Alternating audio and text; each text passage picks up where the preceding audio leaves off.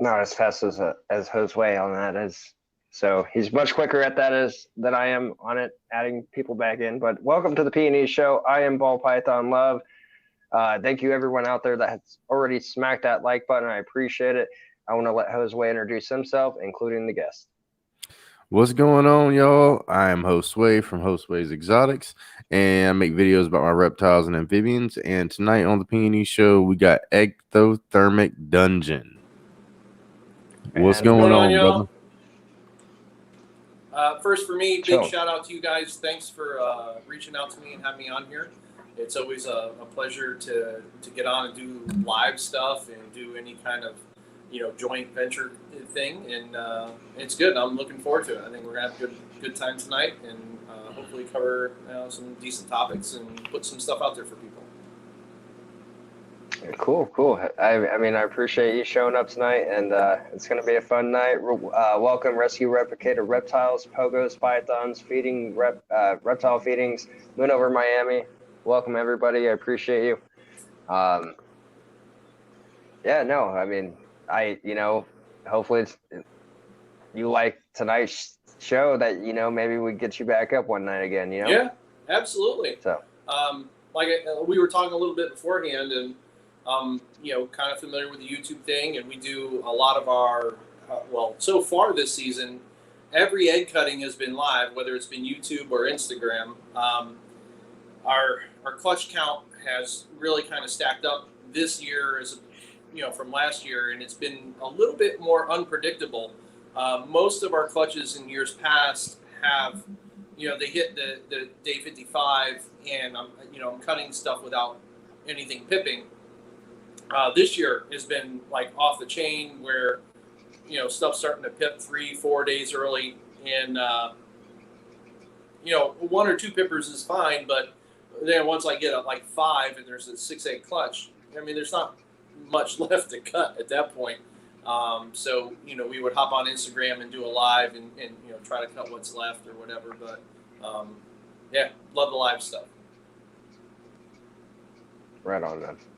Appreciate you once again coming up here, hanging out, and yeah, absolutely. It's fun meeting new people all the time, man. It really is, and we met some pretty amazing people along the way, including yourself now. And I agree. One of the previous to COVID, the thing that I enjoyed the most about going to shows is really meeting people. So we would vend shows in the Northeast, and we're based out of Connecticut. And then I would travel to Tinley or to Arlington and just meet a whole different slew of people there, especially with those type of shows being so much bigger and just jam-packed.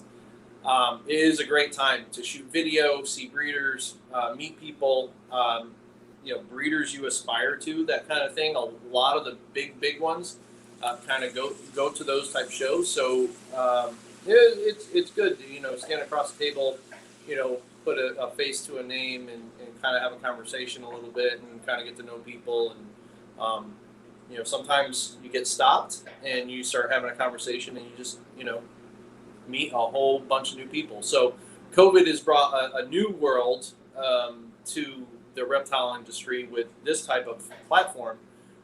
Just previous to COVID, there wasn't a whole lot of like live stream interviews going on. So this is cool. This is new, and you don't have to leave your home to do it. That is awesome. Got a rep. was reading some of the chats too. Yeah, I'm just kind of looking at it myself. Yeah, that's what I was over here doing. I was typing something in the chat real quick. So, of everything you've had right now, how many clutches have you had right now between the beginning of the year to now? You can't count tomorrow's clutches. In the incubator, no. From okay, what's so hatched to what's in hatched the incubator. Correct. We're sitting at 36. Okay, so out of all 36 of those clutches, is there one in particular that's already hatched that you were excited for, or that you're waiting for? It's already hatched, and so the female. So both animals came from Justin Kabelka. The female was a leopard lavender, posset pied, and she has tracks and markers all over the place. I'm pretty sure she'll prove out. The male was a blade clown, het lavender, posset pied. She's a first-year girl. We got 5 eggs. Yeah, I got 5 eggs from her. I didn't hit any pieds. The blade clown stuff doesn't really leave a whole lot of markers, so it's hard to tell if he's really carrying that or not. And both of them being possets, honestly, with 5 eggs, the chance of proving that out was pretty slim to none. But we did hit blade, leopard, lavender, het clown male. So that's pretty solid. I'm excited about that. We've previously made like Enchi het grail or the lavender clown stuff. So those are growing up.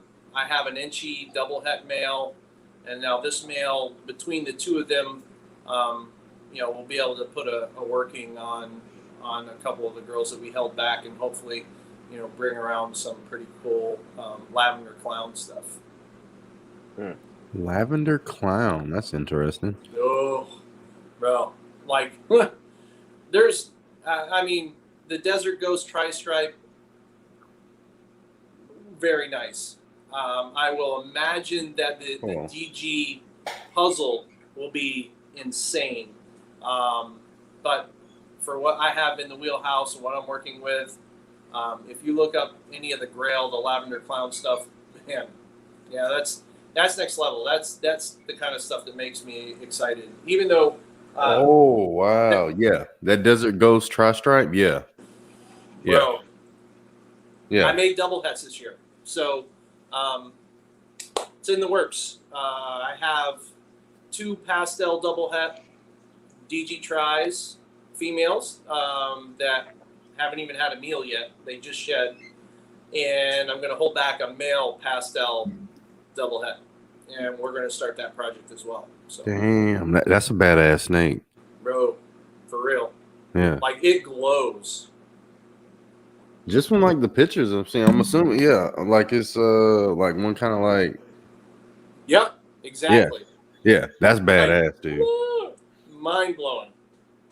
Yeah, that's the kind of stuff that gets me excited. The Grail stuff, you get like a similar pattern out of the Grails, but you get a lot of the purple and orange type colors from the Grail. So it's funny that the Tri-Stripe and the Clown kind of bring a similarity with those two kind of projects by themselves, but the Tri-Stripe DG is definitely going to veer a different direction once we start stacking a bunch of incompletes on there.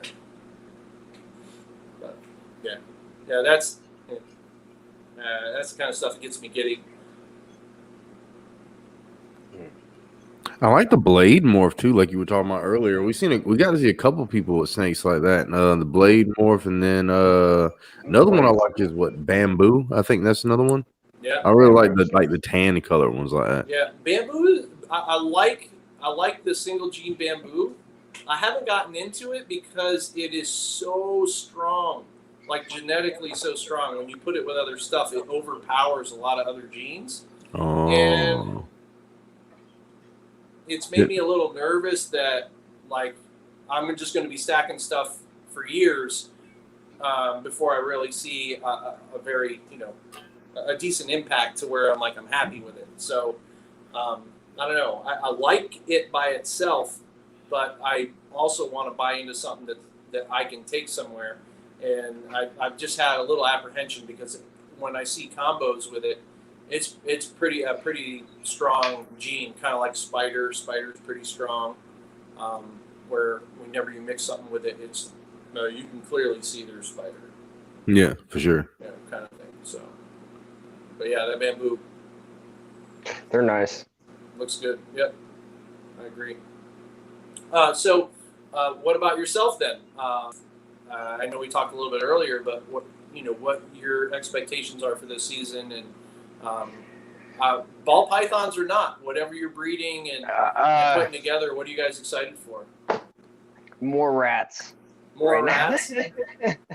But I do have the one female I told you about that I'm trying to go for, but she absorbed her follicles. But right now, honestly, yeah, I've been focusing a lot on the rat breeding, just because I don't want to continue my collection and not have enough food. So I'm about to actually get my third rat going and fill those up here.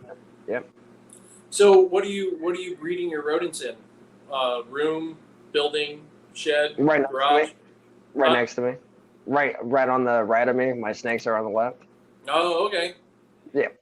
So you got to stay on top of that inside. Oh yeah. If not, it'll smell like it'll smell. Oh yeah. Yeah, we breed our own stuff too. We kind of started very similar to you, where right from the get-go we started breeding a lot of our own rodents to feed our stuff, and that collection has grown with our snake collection, and so we're like 7 years in, whatever, and this is the first year where we've had enough overproduction to where we're starting to sell rodents and develop a customer base, and it's exciting because it's starting to get to the point where the rodents are going to start paying for all the rodent food and bedding and that kind of stuff, and we'll be in a good spot. Yeah, for sure. Kind of running its own thing, and the snakes are running its own thing. Then it really becomes less of a stressor, if you will. You just kind of do the grind and make sure you get through your stuff. And because it gets to a certain point where you kind of have to start breeding your own rats and stuff like that, because it can get expensive real quick buying frozen thawed or live rodents, or however you however you feed them. So yeah, and it's time or money. We talked about this earlier. It's the same thing with feeding your snake collection. Like, you either going to put in the time, so we put in the time and we do our own rats, or you're going to put in the money and you're going to buy and pay to have rodents shipped to your house. You're going to thaw them out, and you're going to do the dangle on every tub, and that works for me. That mindset works for a while, but once you start knocking on 100, dude, that's a long time to be dangling animals. Exactly. And that's what everybody says when we talk to people that has a whole bunch of snakes and stuff like that. They're like, yeah, I don't have time for that. You got 100. It probably takes you an hour or so, if not more than that, to feed all those snakes. These racks right here hold 180 babies. I'm almost full. I got another rack of 75. I'm going to have to open up for the 10 clutches that are still in the incubator. Nice. So just in hatchlings, I can't dangle. There's no way I'm going to get through 200, 240 hatchlings to feed, and never mind my adults. It just I'd be hours and hours just feeding. Literally hours. Literally. So right now, these guys, we feed live, and we intentionally feed the collection differently. So the hatchlings get fed on Wednesdays. So I'll ship typically Monday, Tuesday, or Wednesday. And Wednesday specifically we feed, because if somebody hasn't purchased an animal by then, I'm going to feed it. And by the time we come around the next week, if somebody's contacted me, I know that animal hasn't eaten and it's good to go. Like, I'm not going to ship an animal that's going to have a rodent half digested, so to speak. So we do that intentionally so that when we do go to ship on Monday, Tuesday, or Wednesday, it's pretty much, a squared away animal. It's been almost a week since it's eaten. And then the adults, we feed them on Saturdays just because it's a little bit easier for us to kind of parse that out and do them a little bit differently. And all the rodents are done mile and a half, 2 miles away from here, so they have to be put into tubs, brought over, and then we feed, and then whatever's left goes back and put away. So the other half of Ectothermic Dungeon is my brother-in-law, Matt Thomas, and he breeds all the rodents. I manage all the snakes, even though he has his own snakes that, like, he does his pairings and stuff for. So it's kind of a collective thing. That's cool. Partnership, if you will. Yeah. Oh, dude, That's it cool. makes life a lot easier. And he even said it, like, we went to, my son's was stationed in Hawaii, and he's deployed now, and we just recently went out and came back, and he did all the hatchlings, the adults, and then all the rodents, and he's like, bro, I had no idea how much time you put into all that. And I'm like, well, I'm sure if I had to go over your place, I'd be saying the same thing, with the amount of time and effort that goes into the rodents and, sorting females and putting them in the maternity tubs and, like, just trying to keep track of stuff, make sure they have water and stuff. And we've been doing upgrades over there as well. So this year, the racks are on automatic waterers.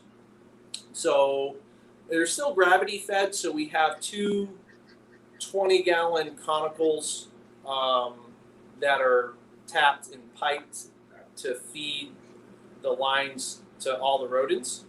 And then we have a timer that's on a spigot, and we kind of timed what it takes to kind of top it off. There's float valves in there, so they'll stop anyway. But a couple times a day, it'll turn on for 3-4 minutes. It's going to fill the water for us. So when it's not freezing cold up here and the hoses are going to freeze, we kind of don't have to worry about water supply for the rodents.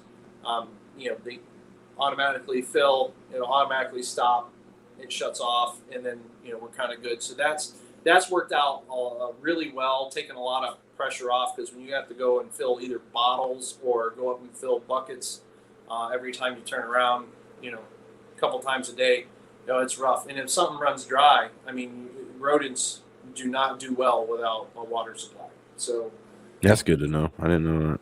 Yeah, they if they won't eat if they don't have water, and they'll get skinny really quick, and then that turns into not being healthy and a bunch of different stuff. So, well, they probably burn through a lot of energy because they don't live very long lifespans, though. Correct. Yeah, I think at best you're looking at a couple of years, but at the end of, there's not much left after a year and a half. You know what I mean? So that last 6 months is kind of just, they're around, but they're not breeding and stuff. So, but it's good. Yeah, and I agree with you guys. I definitely wouldn't be able to do this if we weren't breeding. At least at this level, if we weren't breeding our own stuff. Yeah, because even with me, like, I only have one. Oh yeah, I forgot. I got that snake too. 2, 3, 4, 5, 6, 7. So I got like 7 snakes, and well, technically the Pac-Man frog eats pinkies. So I mean, I guess I guess that counts too. But what I mean, I got 8 different snakes I got to feed, on a weekly basis. So at some point, it would be nice that I wouldn't have to order them off Rodent Pro, like order a 100-count pinky bag or small rats. Maybe I can, I'll have a mixture of different things to feed. Yeah, for sure. So I think in what do I have feeding right now?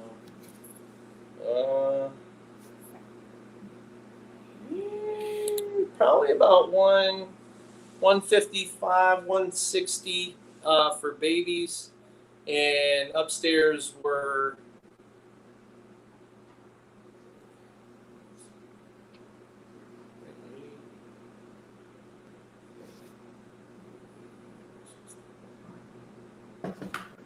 probably about 200 adults,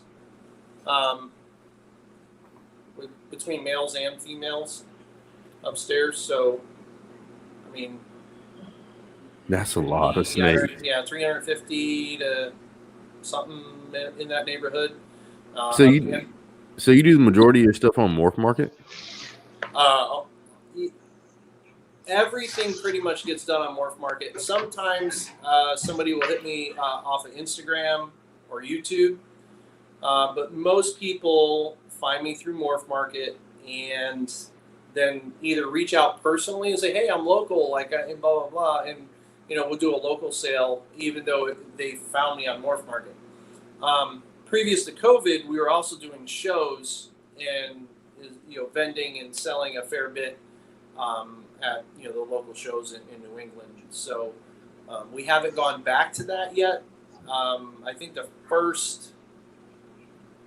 big one in New England had been White Plains in the past, and I haven't heard from them of when they're starting back up. I keep checking their website, and they've been using it as a vaccination center or whatever. So I'm not sure what's going to happen with that. But new to New England, in Rhode Island, they're going to be doing a 2-day show. So that'll be first for New England.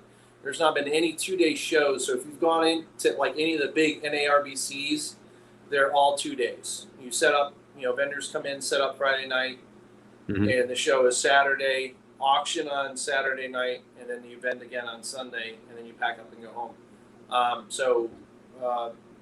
It's October 16th and 17th will be the first 2-day show in Rhode Island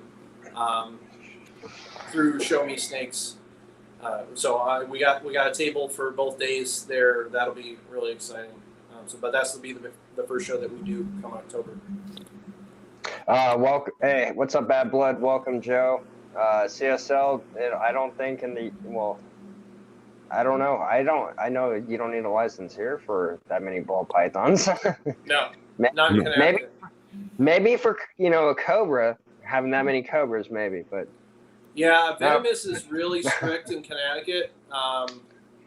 Even like berms and retics are, there's definitely some issues with keeping that stuff. But there's really no regulation for ball pythons or volume of ball pythons, at least at this point. Yeah. So have you seen like all the stuff that's been going on? Like with the the venomous laws and stuff changing like here across like the U.S. recently? I've seen a little bit that's come through the emails from with USARC and what different like Fish and Wildlife are trying to change and do.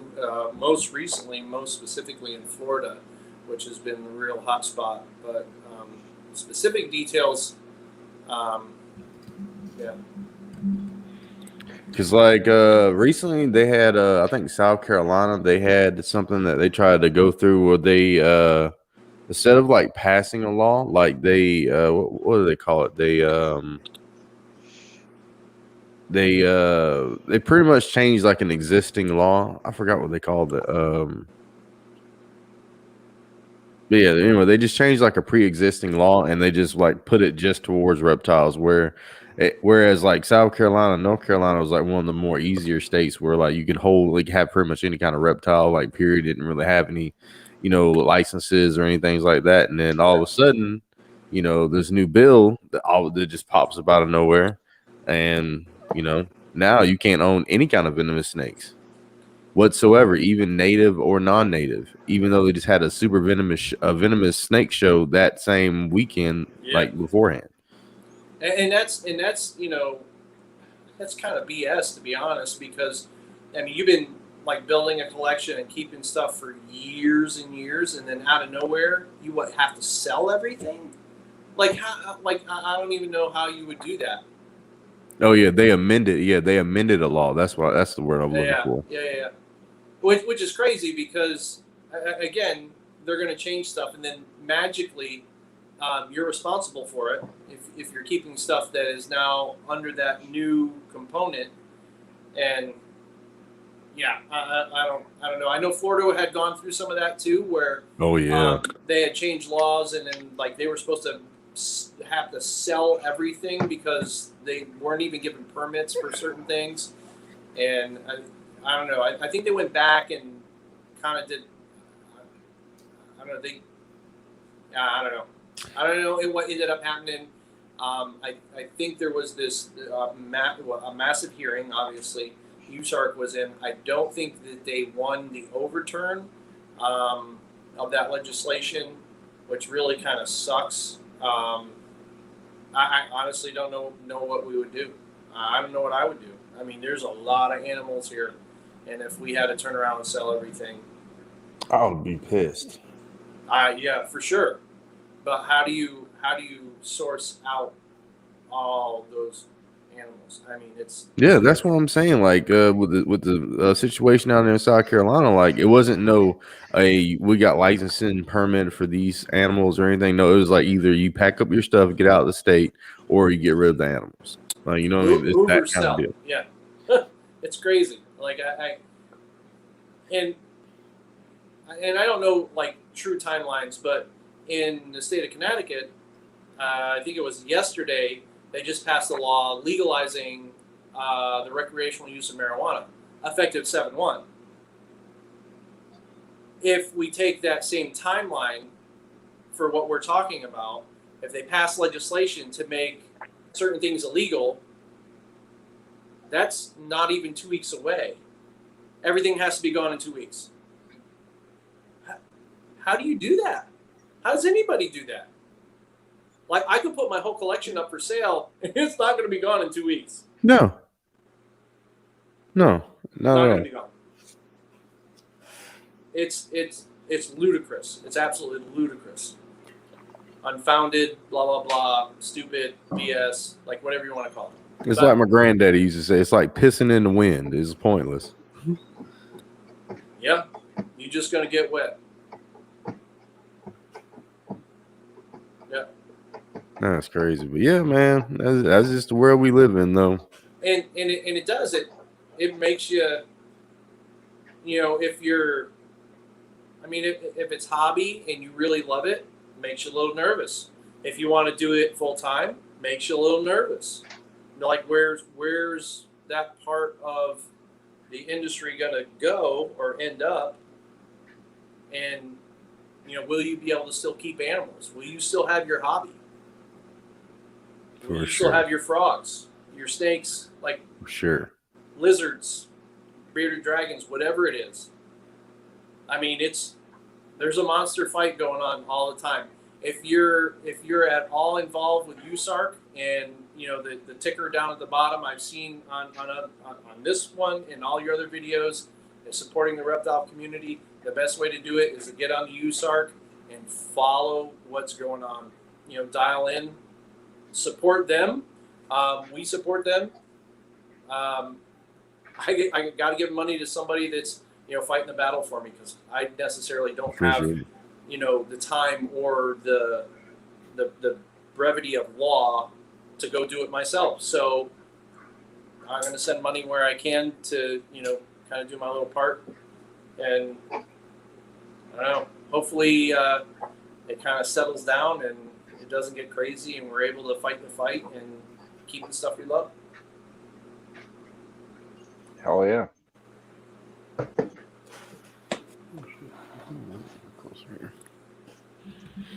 Now, I know we talked, before we kind of started this a little bit about the stuff we're excited for this season to produce.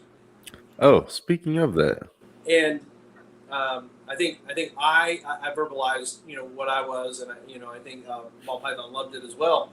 But my friend, we didn't get as far as you sharing what you're breeding and what's coming from your house, and with a little bit different of a collection than what we're holding on to. Are you breeding this year? What are you excited for? What's coming out of the? Well, long story short, I purchased some garter snakes a little while, probably like 2 years ago. Well, a year ago, yeah, like a year ago. And whenever I bought them, I bought 2 females because I just wanted to have 2 females just to keep them from having babies and stuff like that. And lo and behold, about a year later, and when the summertime Whoops. come, like last year around the same time, yeah, I had baby garter snakes all over the place, and a lot, like 13 of them. Wow. So are they a certain morph, or are they?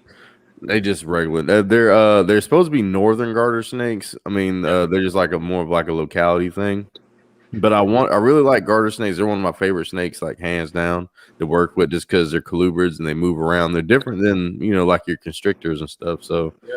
I like them a lot, and I want to get like some checkered garter snakes. And there's a couple of different ones, a whole lot of different morphs and stuff they got out there, and like albinos and things like that. So I mean, I want to get some more of them. I need to get a little bit more space because I got the tanks and stuff for them, but Yeah. not taking care of not taking that many I've seen babies. some of those crazy like blue and red striped out ones, and like, dude, they're and I don't know if that's like the male and then the female is like brown. Before I got into reptiles, I was like heavily into breeding fish in aquariums, mostly freshwater. I did keep some salt stuff, but a lot of times in the fish world, it's kind of like birds. The males are gorgeous, and then the females are like, but you got to have like 4 or 5 females and 2 males. So when you put them all in a tank, most of it's pretty drab, except for the the couple males that are floating around in there and making things look good. But I don't know if with the garters, if it's something similar to that, or if they're all kind of show the same color. Well, I know the males are a little bit smaller than the female ones, but they generally look about the same for the most part. It just depends, like I said, on where they normally come from. They got the California red-sided garter snakes. Those are like they're supposed to be one of like the rarest, like if you can see my air quotes, Yep. but the rarest like species of garter snakes on like in the U.S.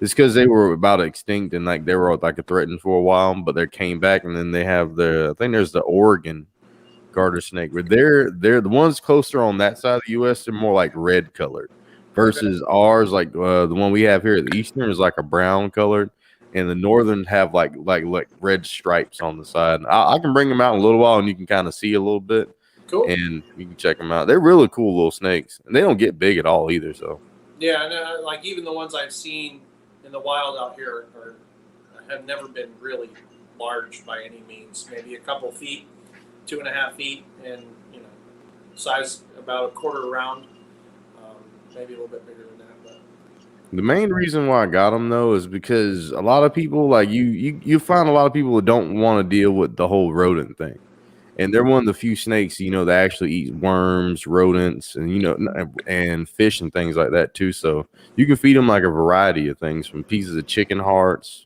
no, turkey, like a total trash can. yeah, essentially. So I like doing that, and then making videos with them is real cool. I've seen people like throw like minnows and stuff inside of like a giant water bowl, and they'll just go in there and fish them out the water bowl and stuff. So. That'd be cool to watch them catch them out of the water. So I like to show that side of like the things, because some people, they're like, oh yeah, I don't want to feed rats. Well, look, there you go. There's a snake that doesn't eat rats. Yeah, just crack open a can of tuna. There's a snake for everybody out here in the world. Yeah. That's the main thing. I agree. And like and there's a ton that I would love to keep, but I do, and I firmly believe it's from the fish days where this tank is for these fish, this tank is for these fish, this tank is for these, and I had like 50 aquariums that I was running, and I was importing stuff, getting stuff from other countries and breeding it, selling it to pet stores, all that jazz. But every tank was dedicated to a type of fish, and some of the aquariums were big, and I had large stuff, and trying to break away from that mindset, because there are so many different types of snakes that I would love to have. I'm really trying to focus on the ball pythons to get them, productive enough to where they've been kind of paying for themselves for a couple of years, but really kind of get into the next level to where there's extra left over. I put every pairing together to produce stuff that I want to see, and if it's in the realm of what I'm expecting, I might keep that animal, or I might sell the whole clutch. But my intent with every clutch is to produce something that I want to keep for myself. It doesn't always happen that way. It either doesn't make something better than what went in the mix, or it didn't turn out the way I thought it would, and it doesn't necessarily fit what I want to do as far as pairings. So I'm really trying to get the ball pythons established and have some of that extra monetary kind of stuff left over, so that I can take that and put that into a new project of another animal. Because now that I've been doing this for a little bit, I kind of understand how I should have built my collection from the beginning, that I really didn't do because of my fish mentality. And if I go into another collection of a type of snake, I would definitely build it a little bit differently than I did coming into But see, that's the thing with those ball pythons. Like they're one of the very few species of like snakes in general that they're like people. There's 20,000 different kinds of whatever you want. Like, what I mean? You can not get tired of looking at ball pythons because you're not going to see the same one. Not Right. necessarily. So, what I mean? You have the hugest choice of whatever you can choose to even want to mess with. So, like I could see why anybody would want to get into ball pythons in general. Because like I said, then when you start stacking genes on top of that and start seeing the different combinations you can get from mixing different genes, and this is the options are endless.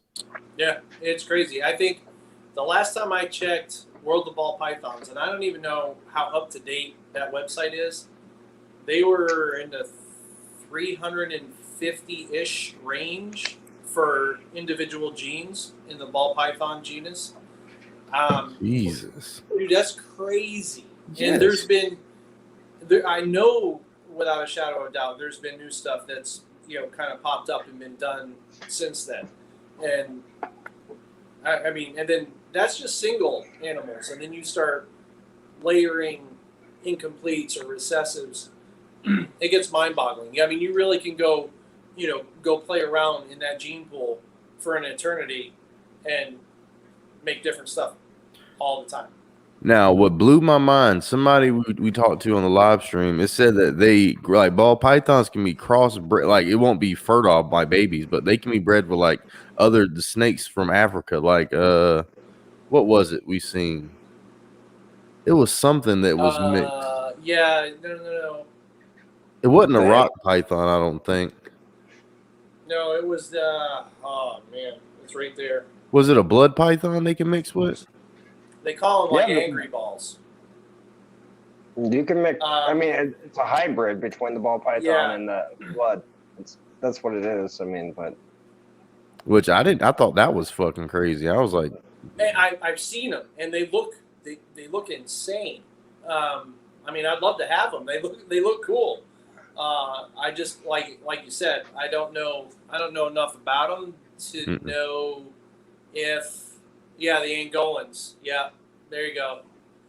I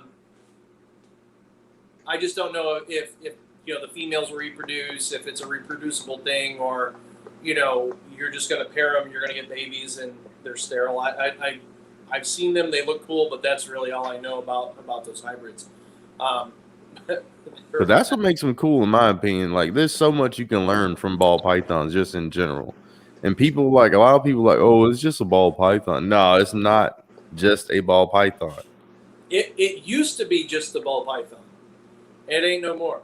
Back in the day, it was just this brown snake that came in with ticks on it, and it was nothing fancy to look at. But now you go look at that website, dude. There are so many genes and so many more that aren't on there.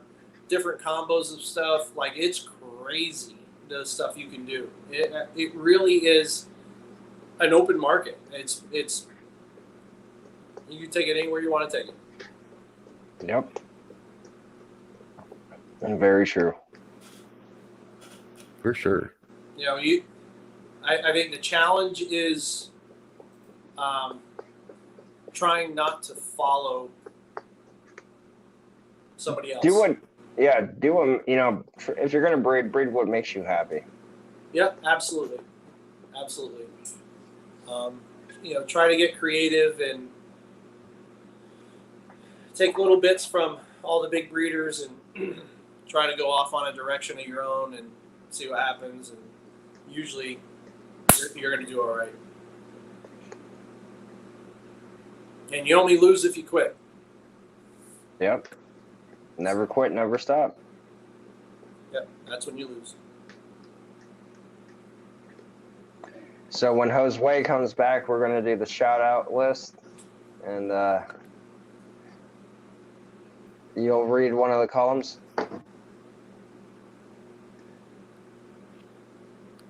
All right, guys. So we are about 41 minutes into the live stream. So let's see. We got 9 people in here. So as you guys know, we like to give some shout outs to all the people that has come up here on the P&E show. And all these people give us love and support. And all the people that are in yellow have been up here a second time. And the people with the Instagram logos next to the names, they are only on Instagram. So you have to go check them out there. So first up, going down the first list, we got Ball Python Love. He is the host here on the P&E show. He is the P here. He does some real cool feeding videos with his ball pythons, and he's going to make some more content coming out soon. So next up, we got Iron Dog Reptiles. He has a whole bunch of cool retics, other animals, Venom Wonderful. He has venomous snakes here in Georgia. He's real close to me, so we're going to hang out probably sometime soon. We got Derek's Reptiles. He has a real cool interview he did with Brian Barczyk a couple days ago, so definitely let's go check him out. We got Not Lose Exotics. Appreciate the stickers, brother, if you're out there listening to us. We got J&G Reptiles. He has a whole bunch of venomous snakes as well. He showed us a horn viper, and he did an awesome feeding with that. Kurtwood 75. He just went to a super cool reptile event earlier, so go check him out on Instagram and check out some of his photos. Hill Jack's Life, he had a super dope rattlesnake feeding we did a little while ago. We got Desert Wolf Armory, the king of rattlesnakes himself. Reptile Feedings, Mr. Boa Man himself with his new boa constrictor. D's Balls and Exotics with the Burmese and Proper Royals. He was a super cool brother that just moved down to Florida in Jacksonville, so check him out as well. Sweet. So next on the list, we got Jose's Exotics. He is the E in the P&E show. He has the exotics, the frogs, the rattlesnake, the garter snakes, all pythons, boas. Definitely check him out. Tomorrow's live stream will be on his channel. Next, we got My Animal House. That's a good friend of mine, Justin. He goes live every Mondays, Wednesdays, Fridays with Iron Dog, and every Tuesday with his wife. Next is Spider-Man 1978. She had 50 tarantulas. Dragon. TNT Balls, it's Todd. He brings a lot of ball pythons. Good dude, good friend. Next, we got Prehistoric Companions. Prehistoric Companions was a guest not too long ago. Know him on IG. Good guy. He also has a YouTube. We got Osmar Balls. That's a good friend of Notlu and Josue and myself. You know, good friend. Fitz Family Constrictors. I was actually up on his live tonight showing support. Good friend of mine as well. You know, good to reach out to him and talk to him. Always Evolving Pythons, AEP. We had him up here. Miguel, it was a fun time. Rescue Replicator Reptiles. Cannot wait for round 3, bro. Once again, sorry for last night. Marquez Family Reptiles. He was a guest not too long ago, and tonight's guest, please forgive me, Ecothermic Dungeon, if I said that right. That's close enough. All right, and thank you for joining the live stream. I'm sorry, dude. Next one's for you. Go for it.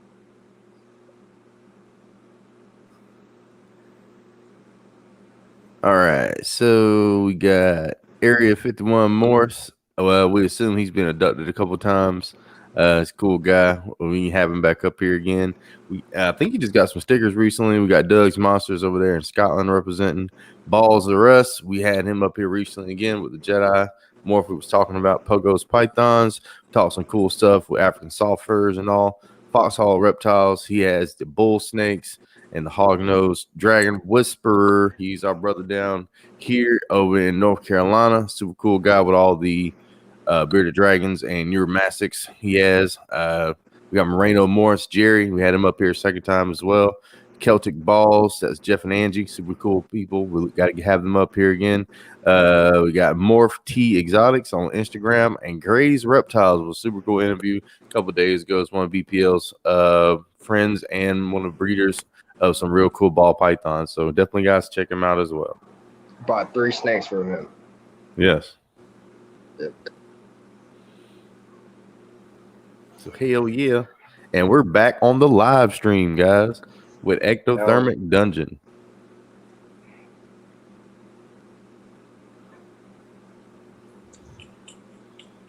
So, here's a question. Would you recommend us to anybody to come hang out?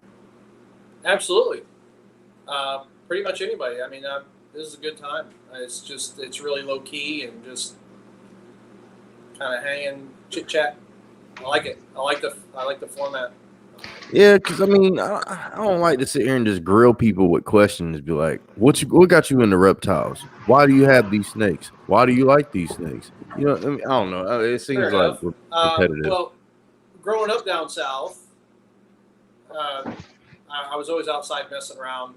There was always snakes and different stuff around. My mom would not have anything about having snakes in the house. So it was definitely a no-go when I was living at home. And then I got married, and the wife was it was a no-go for a long time. And then got the blessing, and I'm like, this one is going to turn into some. Oh, okay, whatever. Yeah, no. So now it's 8 years later, and there's a ton of snakes in the house. So the room that I'm sitting in now is an old, was a single car garage that was underneath the house. We put an addition on, which kind of blocked off this particular room. So it's 21.5 by 12.5, and this is my hatchling grow out room, incubator room. So I have these hatchling tubs here. They're gonna go out this way for another 3 or 4 racks, and probably go this way for another 4 or 5 racks, assuming I need that much space. But that's how much room I have going in both directions.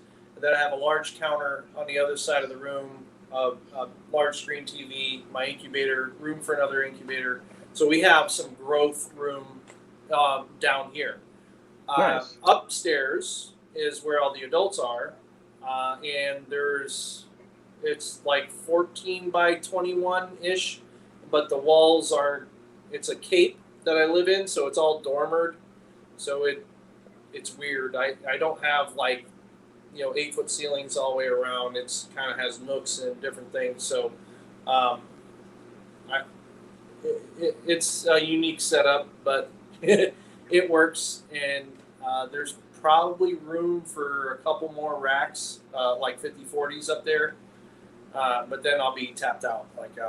That'll be the end of my space. So I'm hoping I don't need that for a fair bit, but. Oh yeah. Thank you, Matt. A lot of snakes, man. It is. This year we're probably looking at 42 to 45 clutches.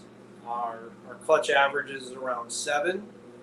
Last year we did 32, and I have 36 on the ground right now, and there's probably a solid 5 that are still going to go. There may be a couple sneakers in there that are going to kind of drop in and get a couple extra clutches. So it'll be somewhere in the neighborhood of 45-ish. A lot of work. Yeah. The difference between last year and this year is it's going to be at the end of it 10 to 15 clutches difference, and that's where the game changes. That's where going through every single one of these is it's a lot of work. At 30, 32, not too bad. It really doesn't really suck up a lot of hours. Yeah, but we're sitting at 36, and they're all not hatched yet. But we had just a mass wave of clutches that kind of all came at the same time. So I think we were like 20. I'm just looking at my clutch numbers. 28. I have 28 that have hatched out at this point. Yeah. It's a lot to have all at once. The 32 that we had last year was really spread out from January and kind of took us pretty much to like September, October. And that was 32. So I'm sitting at 28, and it's June, and our clutches we started cutting, I think it was like March.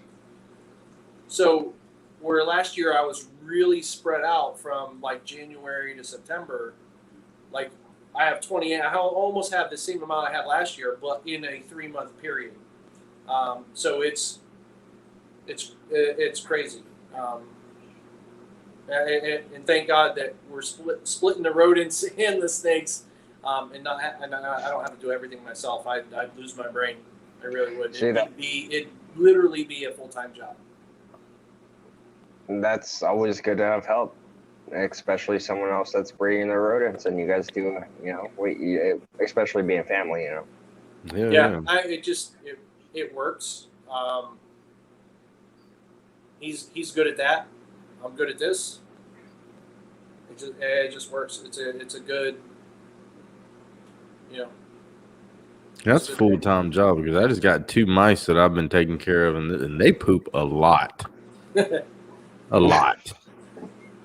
Any success yet, though?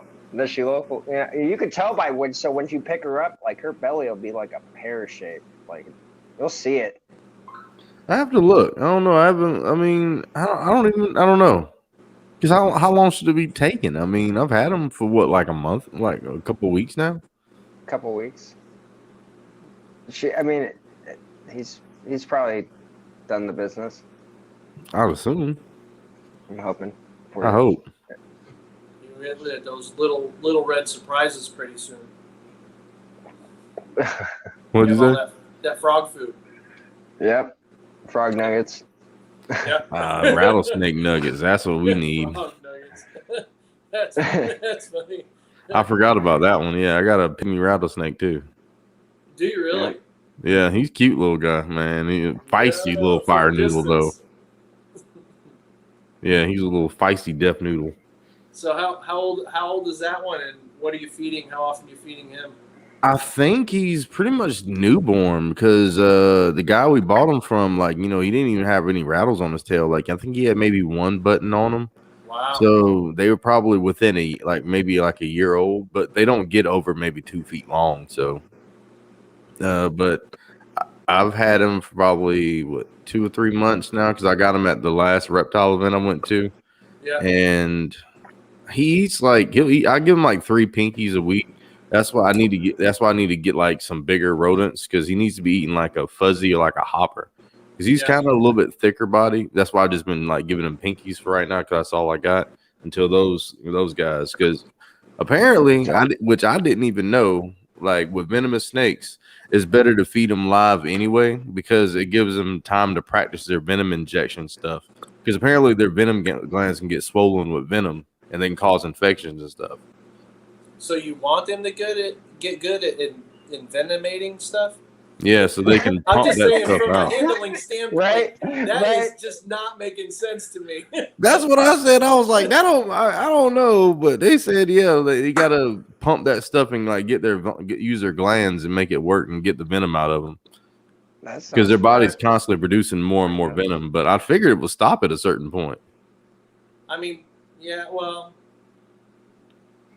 whether they ate live or frozen thawed, they would still hit it initially the same way. I would think. I would think so too. So they would get that release. What else would they do differently in the wild other than when they eat?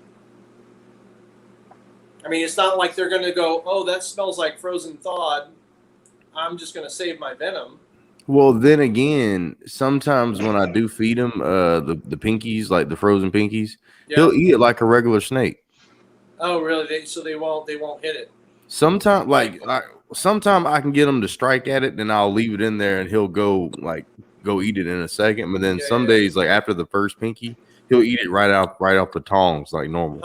Okay, so that's probably what they're talking about then. So which I thought was kind of weird. I never seen I never seen a rattlesnake do that. Yeah, well, I've never kept them. I would have no clue. Earl from Lone Star has some. I know Miguel. You guys talk to him. He has at least one. I think he has two now. Rattlesnakes. So, but I think they're cool. I mean, we have them, natively here, but I don't know that my keeping practices are good enough to keep venomous stuff.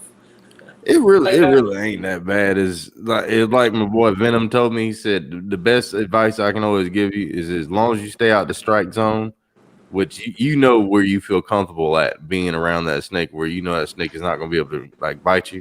And as long as you stay out the strike zone, everything's fine. Because it's just like keeping a regular snake.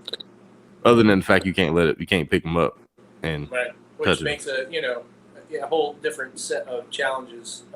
Cleaning cages and. Because that's kind of that's a little nerve wracking. Because like you have to use hooks and all, and then yeah. I mean, and I can rock and roll through my ball pythons cleaning that stuff.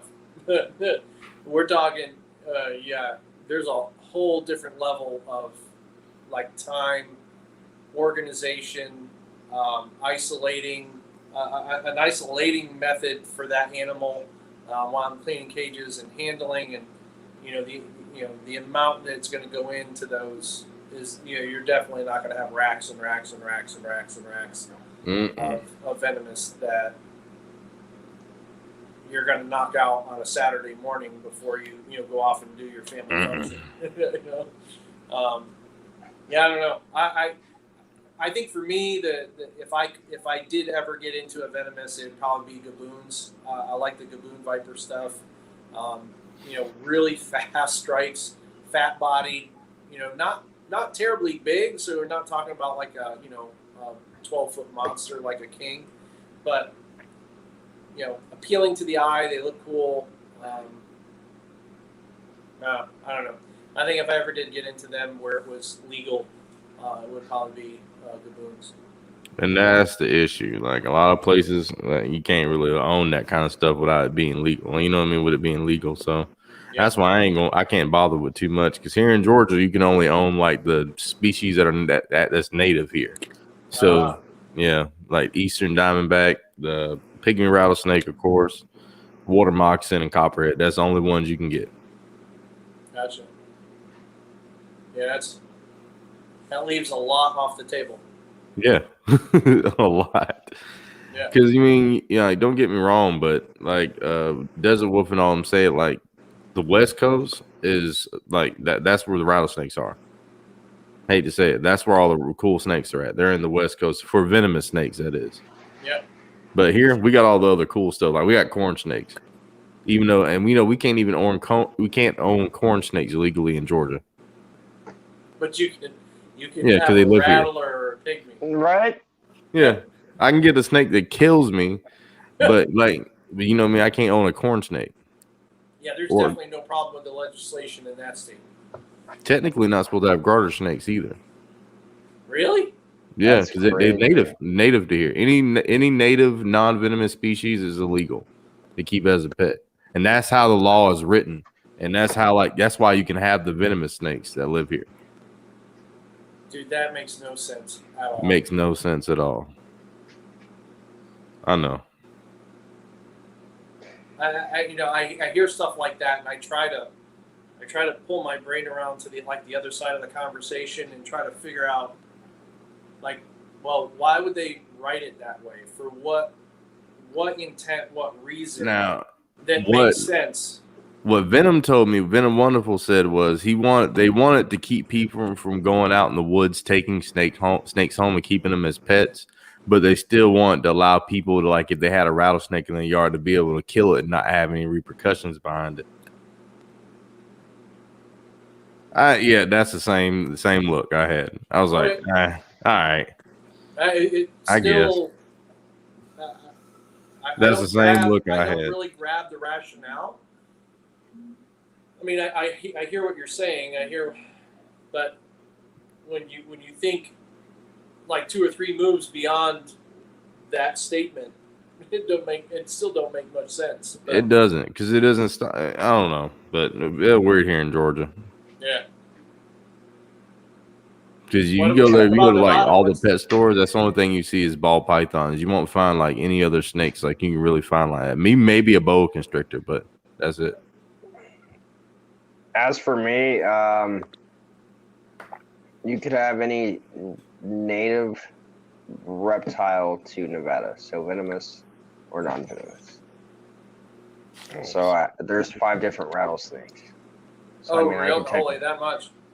so I could technically go if I catch them all and keep them. But I have kids and I don't trust them because so Yeah. Nope. I don't trust myself, so I know. I mean, I'm pretty good about closing all the tubs and making sure everything's squared away. But if the venomous thing brings a whole nother level of security that I would have to put, because I mean, at times ball pythons can push a tub open, and it happens. And, Yeah. They'll get out. Like, you can't have that with a rattlesnake. So it's either a different type of enclosure, or you got to find a lockable method, and then you need a snake-proof room. I mean, preferably, because if something happens during the night, I definitely don't want one of those, cuddling up into bed with me. I just wouldn't be a fun situation. So there's a lot of work to get to something like that where I would be comfortable in my own house and have these these amazing animals like that. Oh, there we go. So yeah, I want to show you this while I was just sitting there thinking about it. So yeah, this is one of my garter snakes. Let me turn one of these lights around so you can see it a little bit better. So you can see it a little bit.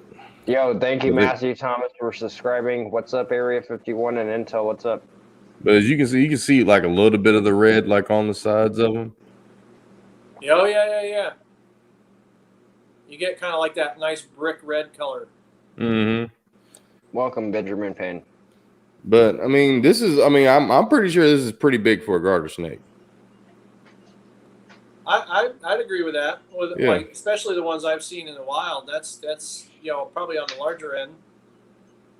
But this is a female one. I'm pretty sure is the female one. But this is one of my favorite ones. And like I said, I don't know. They're cool little snakes. I get them to actually like eat a pinky like out of my hand, like sitting here. So they real well mannered snakes, and they're not really like super bitey or anything like that, but they will bite you because I have been bit by this little motherfucker here. Yeah, and they're a little more flighty than definitely a ball python for sure. I mean, you're going to be a little more busy wrangling them and keeping a hold of them, but I mean that's cool. Now, as far as temperatures and stuff for breeding, I mean, do you have to do anything special in their enclosures to get them kind of tuned up to breed? I don't really think so, because like I said, whenever it happened last time, I just was doing like normal husbandry stuff, like have turn the basking light on, because they do like to actually come out and bask a little bit, and then keeping them like an actual heating pad area where they can go into and hide away. And then I got a whole bunch of different hides all over the place, so I guess they were just really happy living, I guess. Because it blew my mind, because I just woke up and there was like little small 3-inch snakes everywhere, just sitting there scooting around. Wow! So they're cohabbing. She must have laid eggs somewhere, and then they all hatched, and you had a cage, like a tank full of them. Yeah, because they do, like, they're weird. Like, they'll have the eggs, and you won't even know they're even pregnant because they have the eggs inside of them, and they just spit out a whole bunch of babies one day. Wow, that's cool. That must have been very like a fun surprise when you. Yeah, because I had to go buy a whole bunch of sterilite tubs and stuff and start separating them. Because when you have Because I mean, they naturally live together. So the two garter snakes, they live in the same tub together. So Yeah. I've thought about like separating them, but I mean, if they're breeding and stuff, that means they're happy. So I mean, might as well just keep them together. But That's I'm cool. planning on getting like a 40-gallon like tub and keep them in. Yeah. And when I do that, I'll have like four garter snakes all together, and they can live Wow. in that and be perfectly fine. And that's when That's the cool. real breeding will start happening at that point. Yeah, I didn't know they actually like cohab to. Like if you look up like garter snakes in the wild, like videos and stuff, you'll see like balls of them, not just like mating balls. Like it'll be 40 or 50, 60 snakes all together. Yeah, and a breeding ball, and then I've seen pictures where, all the babies have hatched and they all come out and they all kind of like got their heads up and doing their thing, which is pretty cool. So that's gotta be neat to do that. Yeah, to see that in an aquarium or a cage. They're super small, like literally, like the same size as a worm. What'd you feed the babies?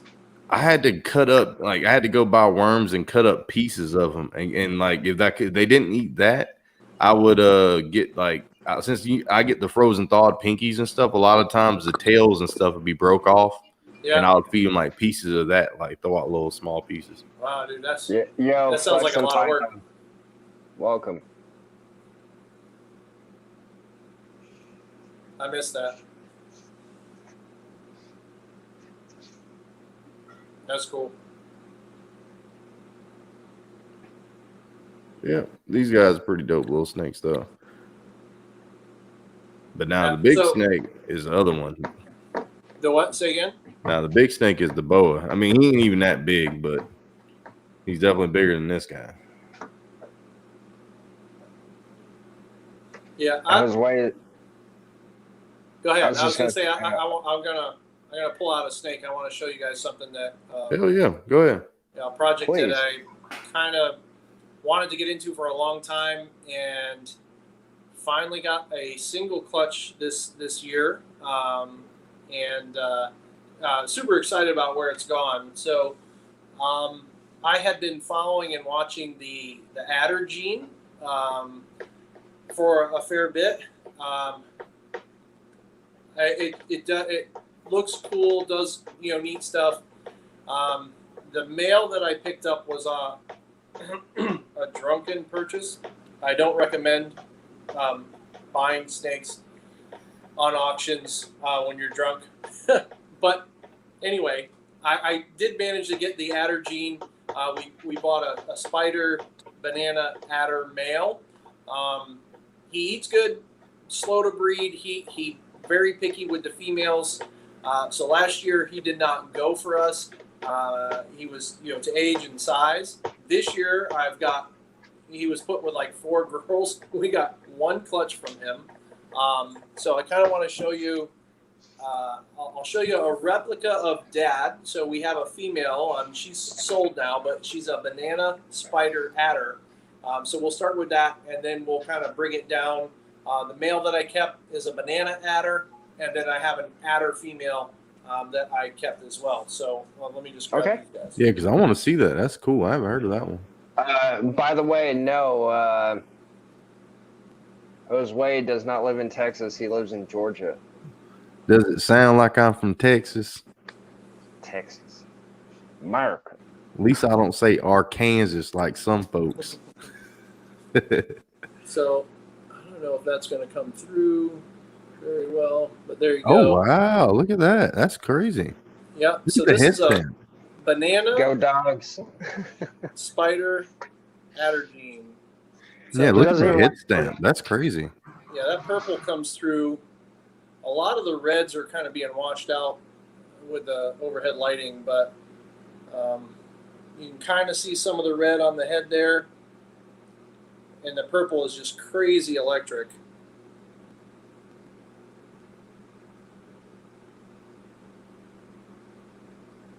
So, dude, I love that snake. Yeah, this is a replica of Dad.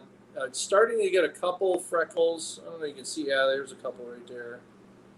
Just a couple.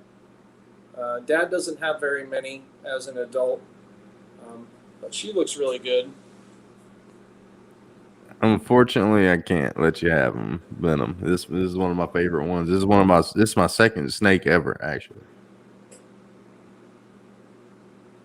And so this animal, I was really amped to hit because I was able to pull the spider out of this. So this is a adder banana. Let's see if I can kinda... I see the two little spots on the back end. Yeah. Two little black dots. That's cute, but the though. Purple is like really, really purple. It is. I'm looking at it now. Yeah, you can see some pink and orange. I'll tell you, it's at least twice the color that you're seeing in the video. The colors are really strong with this one. Same with mine, but mine doesn't have dots. Mine's a banana entry. Oh yeah, the Enchi is really good for pulling out all the freckles or whatever you want to call them. Yeah, and he's still got a few there. So that would be a banana. The head stamps on those look really cool too. Like it's pretty strong. If you're gonna pick a gene to kind of get involved with and start working, it's nice that it has a strong presentation so that you're not looking at stuff and like waiting, trying to figure out, holding on to an entire clutch to see if you hit it or not. So this is a single gene animal. So this is an adder. This is a female. Let's see if we can get that head. Really dark. It's a blackback gene. I'm just super amped. Again, first clutch, so I'm kind of at ends with how well it's done. And I really wish the male I had was a more avid breeder, but we'll get there. So I'm keeping this girl and the banana adder that you saw.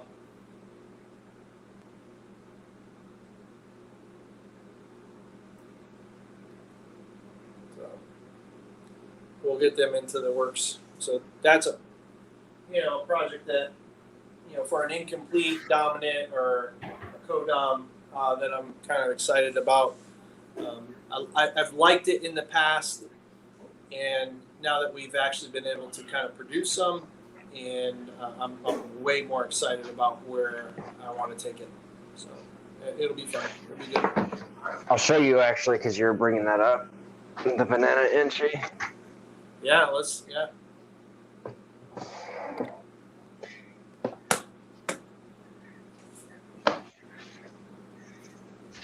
Flexing Pythons in the house. What's going on, man? All is good here. All right, here we go. But that looks good. You could see the purples up close, but no dots. Yeah, and that's a good size animal too. So at that point, you would definitely have those little freckles, those spots coming in like crazy if it was going to come in at all. Is that a boy or a girl? Male. Is it a male maker or female maker? Do you know? Do not know 100%. But we will find out because he's also heifer pied, so I will be. Oh, geez. I will be breeding him. Bro, that's a solid animal. The het pied just changes the game completely. It really does. It does. And he's 100% het pied. I saw I had paperwork on him somewhere in the room. Same with most of my snakes. But I really want to prove him out, and I got a female pied that I'm growing up right now. So. Oh, beautiful! Yeah, that's perfect. Enchi in pied is awesome because it brings in a lot more pattern. So the banana Enchi pied, you're going to have like the crazy color from the banana. You're going to get a lot more pattern from the Enchi, and then you're going to have like, a couple spots of white. From 50% to a little bit less of white.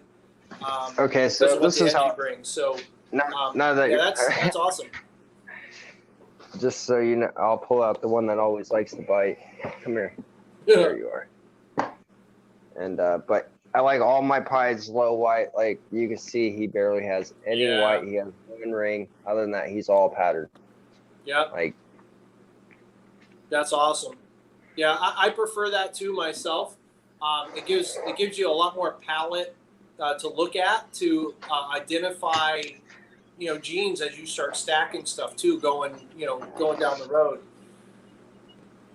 Sometimes you start building a path. So I had made some GHI yellow belly pies.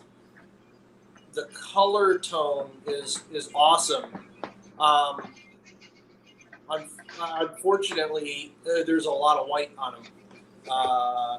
It's not the same with everybody though. Miguel had made some GHI yellow belly pied stuff, and his had more patterns. So I don't know if it was like something just phenotypic that came out of the female or the male. But I kept those girls. I'm going to work with it. I'm going to breed them and see what they give me, because I actually hit what I was after in those clutches, or that clutch. But unfortunately, they're kind of high white, but enough pattern and color to where I could see what I had, and they look fantastic. So. But not to change the subject really quick, flexing pythons. Answer that question right there. How we go every night, man. Every night. There's not. We have burning the candle at both ends. Yep. So it's not just on my channel; it's also on Hostway. So tomorrow I'll be on Hostway, and then we'll come back to mine every night. Every night. That's crazy. So what do you guys do? What do you guys do for work? What's your full-time gig that supports your love of reptiles? Right now, technically, I'm not truly working. But I mean, I make cash there on the side helping friends out. So, what do you have right there? Is that your pygmy? Yeah, that is him. That's what I was struggling with back there. He got out the cage. I had to put him in the little tub real quick. You don't want to free handle him for us? Hell no. I'm just kidding. I'm not promoting that in any way, shape, or form. Yeah, he's a cool little snake. Like I said, I take precaution though. You know what I mean? Just always messing with him. As you should. That looks cool, man. Oh, I seen something red on him. I was like, is he bleeding? No, that was a piece. I had to cut like a little air hole in here real quick. I forgot to do that when I bought this. I can see the little bit of red in there. Yeah, he looks good, dude. Thanks for pulling him out and sharing him with us. And he's a real cool looking little snake, though. Like I said, he's just super duper small. And you see his little rattle on his end, but he won't rattle right now. He's not real not real scary, so. We gotta get you gotta go get like 3 more mice, dude.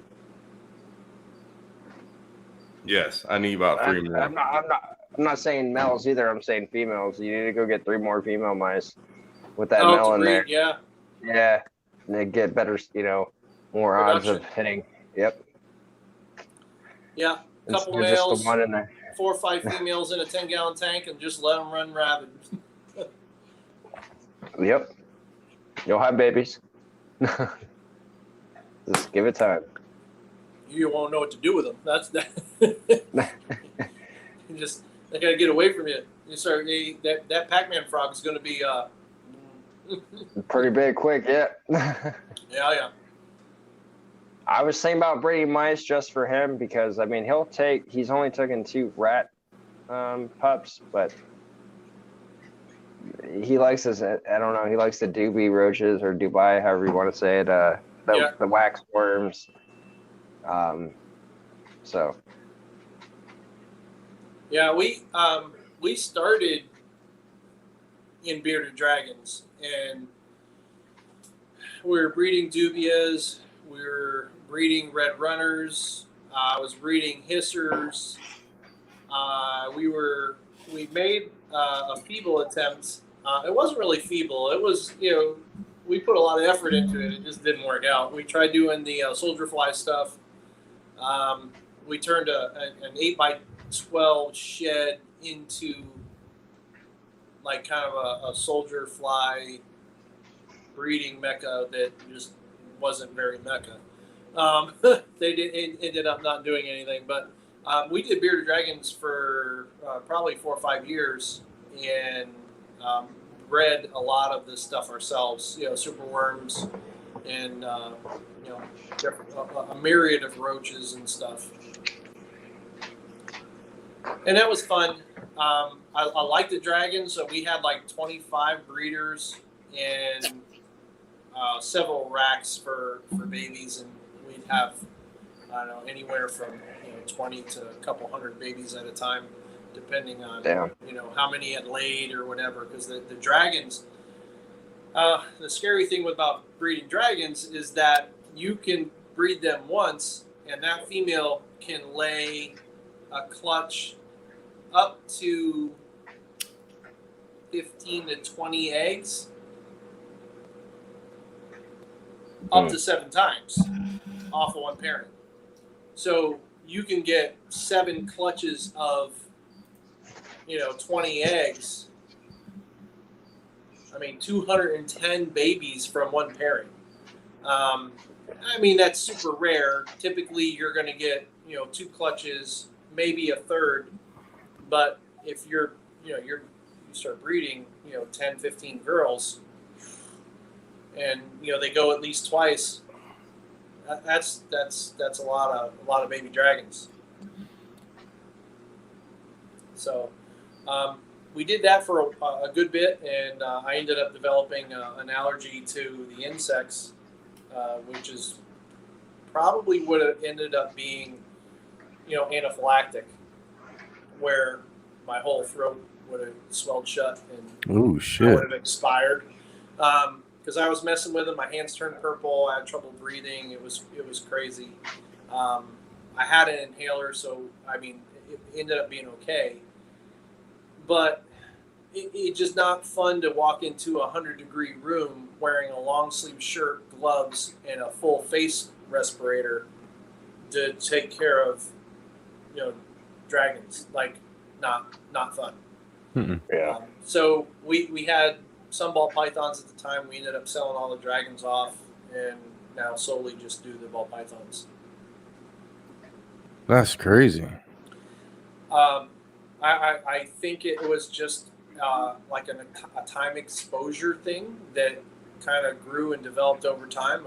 Because I was breeding a lot of a fair bit of the roaches here and the super worms and stuff here, and I just think that dust, dander, whatever built up, and the roaches would crawl on my hands, and I would reach into the tubs, grab them out, whatever sizes, and I would feed, and my hands just like started turning red and swelling.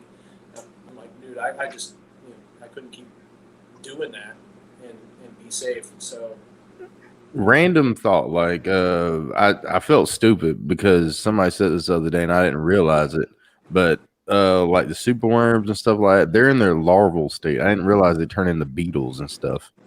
Yeah, And they're like a little black. It's a black beetle. It's like that big. And I was like, damn, I feel stupid now.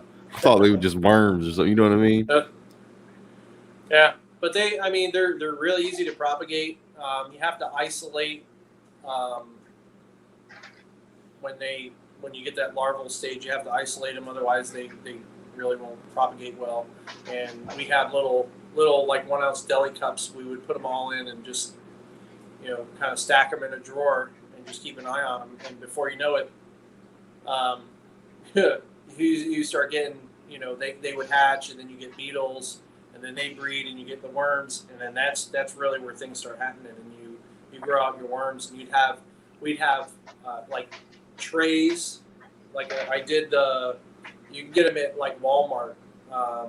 They come in like 3 drawers, and we had them like 6 high, and I just chronologically kind of stepped them up, and I would have stuff from new worms to like the really big ones. So for for the the hatchlings, it's great because you got little worms that'll crawl around, and then for the adults, I mean, you have beetles or you have the big superworms. The beetles you want to kind of like protect because those are your breeders, but the large superworms, you just stage through stuff. We're feeding those off, feeding dubia, hissers. Yeah, the younger hissers were fantastic for the bearded dragons. Once they get big, though, the males, they have horns and stuff, and their exoskeleton gets so thick. It takes a really aggressive, large bearded dragon to really crunch through all that. But And that was my only thing why I didn't want to get a bearded dragon, because I knew I was not going to be able to keep up with all the different stuff that they require. Like, you know what I mean? Because I know they eat vegetables, they eat fruit, like maybe not fruit, but like I know they eat like that kind of stuff, and then they eat crickets. You got the dubia roaches, and you can't give them too much of that. They got to make sure they get the veggies and the UVB and the basking temperatures. And I was like, oh, dude, my God, so much more work. I'd be up an hour before I would leave the house to go to work just to get veggies to everybody, to all the babies and the adults. I get home from work and I'm feeding, the first round of insects. And then 2 hours before the lights go off, I'm feeding the last round of insects. And, if you got, 3 or 4, again, we're talking about volumes, the same thing with snakes, 3 or 4 or 5 animals, not so bad. But, 25 adults plus all the babies, right? You're not spending 4 or 5 minutes feeding stuff. You're spending 30, 45 to an hour feeding stuff 3 times a day, and that's not even counting cleaning stuff. So the more you feed them, the more they go to the bathroom. So you're cleaning just as much as you're feeding. Because just that's like not reptile feedings, but dragon whisperer. Dude, he has a whole room full of them. He has Uromastics. He probably has like 20 bearded dragons. Like, oh man. Lizards are a lot of work. They're a lot of work. Because my little 2 geckos really ain't that bad, but I'm sorry. I mean, I was going to say same with rescue replicated reptiles. The guest last time, like Benjamin Blankenship, dude. Welcome to the live stream. Congratulations. The pinstripe's coming to you. Once again, you just got to wait for me. I sent the order out a few days ago for somebody else, but it never happened because they turned out to be a scumbag. But you won the snake tonight, dude. Once I get the box and I'm able to ship it out, I'll ship it your way, guaranteed 100%. Congratulations. But now I lost what I was saying. I'm sorry, guys. See, there you go. Yeah, he's in the chat. He says he's got 11 bearded dragons right now and 2 breeding breeding 2 different pairs currently, and he spends at least 2 hours cleaning poop and 1 hour making food every day. Yep, dude, I remember the days of going to the grocery store specifically to buy dragon vegetables and fruits, raspberries, blueberries. And you're buying kale, you're buying just all the veggies to process, chop it up, and I would try to do a mass amount on Sunday that would last me to Wednesday, and then I do it on Wednesday to last me to Saturday, so that I at least wasn't processing everything daily. It's a lot of work. You're making a lot of your own food, and if they get a little picky and they don't want their veggies, and you're trying to sneak, superworms underneath so that the veggies move. It is a lot of work, a lot of poop cleaning, a lot of food prep, and staying on top of getting their veggies in the morning, their bugs in the afternoon. But there is some really cool stuff. I mean, we had made some Weeros, Wiblets and Zeros combined, or they're recessives. Both genes are recessives, so it's like a double recessive. So we were building a collection. We had some cool stuff that we were starting to put out, but once the allergies kick in, I can't. I wasn't gonna fully gown up in 100-degree weather to to take care of stuff. So unfortunately, we ended up having to sell a bunch of stuff, and we ended up getting a lot of our stuff from Josh Dobenberger, and All About Beardeds or All About Dragons. It's been a while. I haven't seen him online in a while, but we had some decent quality stuff and made some cool things. But here we are with ball pythons. Hey. Yeah, that's. I'm sorry, but hands down, dude. No offense to anyone that loves their animal more than a ball python, but hands down, ball python best pet. I agree. Guaranteed. I agree. I could watch a movie. I could take a drive. I could go for a walk. I have done my dishes holding my snakes around my neck. I could do almost anything I want with my snake. Like and they're so chill and calm. They're so loving, but I love how ruthless they are when it comes to feeding. And you can go on vacation without your snake, and it'll be okay when you get back. Yeah. I mean, you want to try to make sure it has water, but with the ball pythons, they go off feed so frequently, and it's not something that's going to tax their system. As long as they have fresh water, I mean, dude, you could go on vacation for a week or two, and it is not going to have any detrimental effects to that animal. You leave a bearded dragon, or you leave, another animal, a dog or a cat, for a week or two without food, it's probably not going to be around when you come back. No, they're going to be in a very ill state for sure. I agree. Yeah. So between patterns, between color profiles, being relatively docile or tolerant of being handled, I agree with you, man. I don't know that there's how I'm going to get hate. I don't know that there's too many better animals to get started or to make a longevity hobby career in than ball pythons. For those specific reasons. Best snake, hands down. As far as as a beginner pet or anybody that wants to get a pet snake to do something with, or it's just really the best snake, hands down. You got to be a ball python. I think so. I mean, and again, I want to go different directions too. We have a couple boas. I want to build that up a little bit. We primarily got them to kind of knock off the old breeders from the rodent room that just aren't breeding anymore, but they're just too big for ball pythons. And that's doing well. I'd like to get maybe one or two more of those animals in-house, and then probably at some point either get into something else that's manageable, like maybe a hognose, or I don't know. I've looked at viper boas and different things, so I don't know. We'll rescued, replicated. He has two of those. Yep. Yeah, we had a guy last night. Vipers. Yeah, the viper boas. Yeah. Those are they're super cool. Snappy, whatever. They got a little attitude sometimes. But the high reds and the high yellows are just crazy looking. And they look like a venomous snake. They do. They're so cool looking. Yeah. I love them things. They do. They I guess they primarily eat amphibs when they're young. At least that's my understanding, or lizards. So sometimes the babies are really tough to kind of convert to rodents. I don't know, but I'll definitely dive into it a little bit more, and before we make a decision to go one direction or another. And there's really not a whole lot of morphs in the vipers anyway. So I think there's an albino. I saw a picture of an albino that was produced. And then there's just like the phenotypic expressions of like red and yellow. That is in and of itself just crazy and looks great. But, where the hogs, definitely have a handful of genetics to work with to do some cool stuff. They do actually, yeah. Yeah, with them hognose snakes, they've been coming. We've seen a good little bit of those.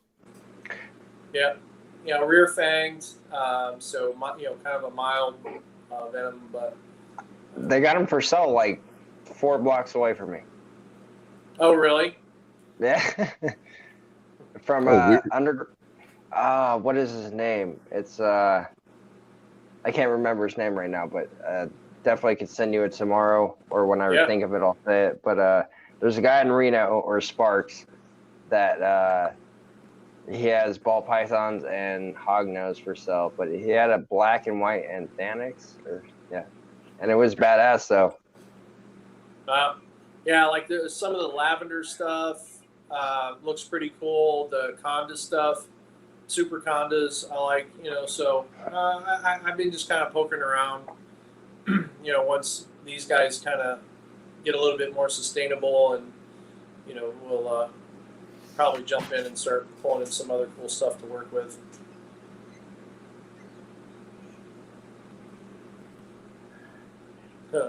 That's too bad. Let me go grab the boa. I think it's boa time. I forgot about that. Boa time.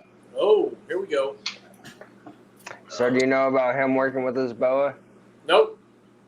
Okay, so the boa bit him one time, and he never really wanted to ever handle it again. Well, since he's been going live with me, I've been kind of like picking at him and like, dude, you bought the snake, go grab it. Gotta handle it. And yep. Now, dude, probably a month straight handling it like a champ. He still has to get it out with the hook, but he can still handle it with no gloves, no hook now. And, yeah, but that's not uncommon. A lot of like the retics and the berms and the boa species are just hungry eaters, and they adapt very well to what they would call like tap training. So you take the hook, you kind of as they start to come forward, you tap them on the head to let them just a little bit to let them know that, like, hey, it ain't feeding time, and I'm not a morsel. And then you hook them, bring them out, and then usually they're good once they're out of the cage. So,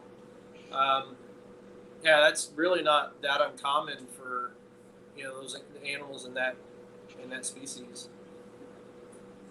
Damn, weak grinding of freshness. Let me grab my bong. Yo, dude, I smoke all the time. 420 friendly channel right here. I mark it all the time. Not for kids. Not for kids.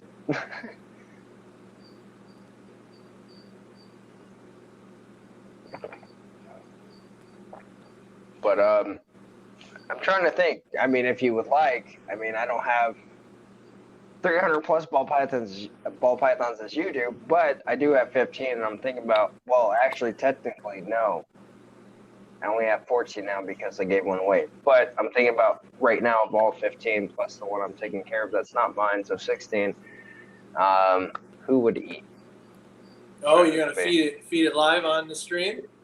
Yeah, that's what I'm saying. I'm wondering who's hungry, who will actually take. I'm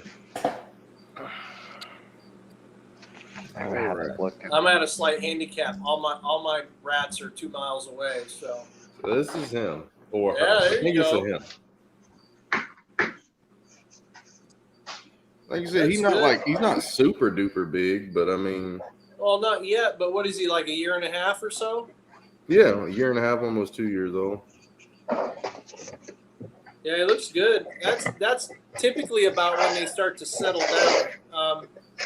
A lot of times the first year they're just really in they think they're a prey item, and they're just scared of everything, and they tend to be really snappy, and in about a year and a half, they start to settle down a little bit. At least from what I'm told and what I've seen with, I've had like 3 or 4 boas, so definitely not any huge experience, but he's awesome, another thing was like he's wild caught too, because whenever I bought him, I didn't realize that. And oh, really? Yeah, he's wild caught. Oh, that makes a big difference. Where was he? Wow. So I'm assuming he was imported straight from because he's a Guyana red-tailed boa. Yeah, so I'm assuming he's imported straight from there. He looks good. Yeah, great color. You can't really see on that side of his head. He has a little bit of a scab because I guess he was rubbing against something whenever he was getting shipped in, and his scab came off a couple months ago, and he's still shedding that off. But other than that, he's doing a hell of a lot better. He didn't eat for the first month I had him. But yeah. All right. Little live feed action.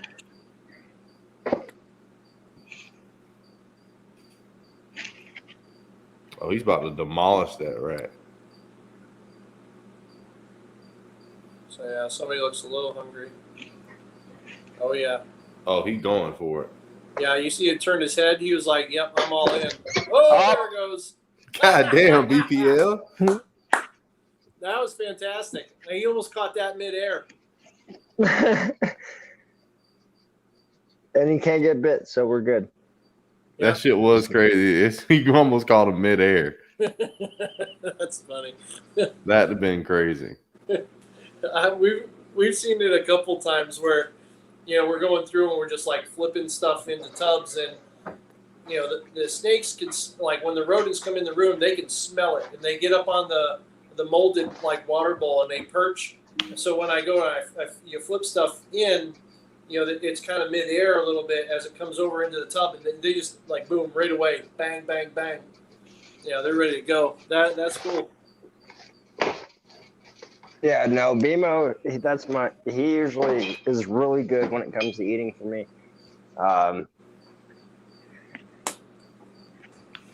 But yeah, no, it was the only reason I smacked it back is because it was trying to escape. So I was like, no, you're not. And I smacked him up.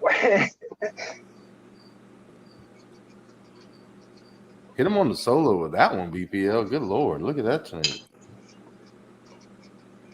So, yeah, we made this Holy one this year. shit. This is a pastel freeway het pied female. Holy crap. Look at the colors on that. That's insane. Super cool. Gorgeous. I gotta show you one more that's just kind of out of control here. I gotta find it first. Dude, that's badass. I have a couple.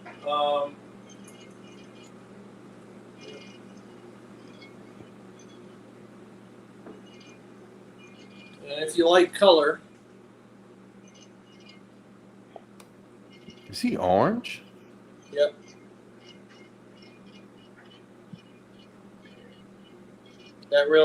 That video doesn't really help her at all.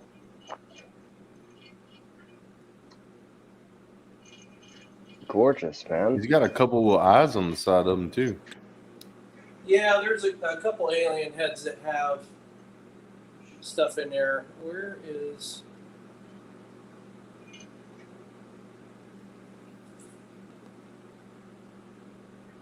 Oh, that's just the babies, by the way. Whoever, Benjamin Payne, that's just the babies. Yeah, these are the hatchlings from this season. He said he sees a tasting glass. Is that Orange Dream? Or was that Super OD? The last one is an OD Extreme Het Try. I was back and forth with a few people because the amount of orange expression is like another level beyond a Super OD, and it was just not possible to have that in what I have. So there might be something allelic between Tri-Stripe and Extreme Gene that's kind of amplifying the OD stuff. But who knows? I mean, that's a female. She's going to stay here and hang out, and then we'll get that figured out at some point. But I'm trying to find.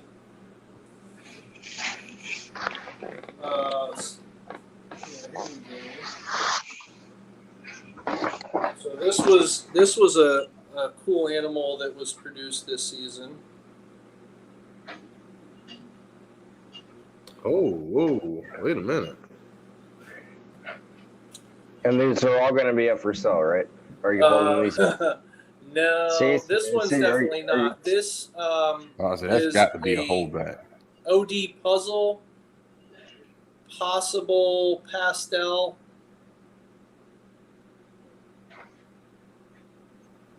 Wow. Look at the striping on the side of the face. That's what I like. Two on top of that. Yeah, right on the side. It looks like a little pattern. That is really dope. Yeah, puzzle is crazy. I mean, you can pick up hats relatively inexpensive. Well, some of them are inexpensive, and I mean that was made out of a het-to-het pairing. So, Wow. I mean, you just never know. I mean, hets are a solid way to go, and Do you like build a bells? collection.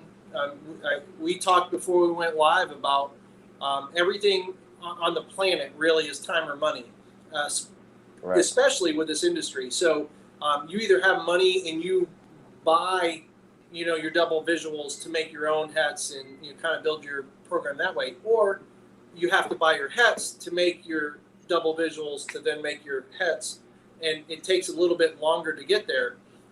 But it's there's definitely a couple ways to go, and you can accelerate your own hobby collection in that manner, depending on what you do and how you go at it. But like, there's just crazy stuff that can be made that a lot of other people may not even have.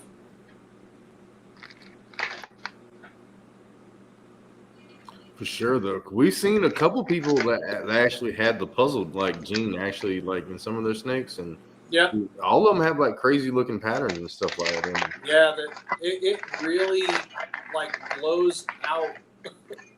It just does crazy stuff. Like the Mojave, like the Blue-Eyed Lucy complex stuff is just crazy. You mix that with puzzle, like the lesser puzzles, the Mojave puzzles. It's insane what they look like. Even pastel, just a regular pastel puzzle is nuts. Yeah, so the thought here anyway in the ball python world, and from Ectothermic Dungeon, is that puzzles eventually going to be the next clown, kind of gene. I was wondering because I've been hearing that a lot. Yeah. In the past couple weeks, puzzles is in everything. Yeah, and then I think slowly behind that will come the tri-stripe.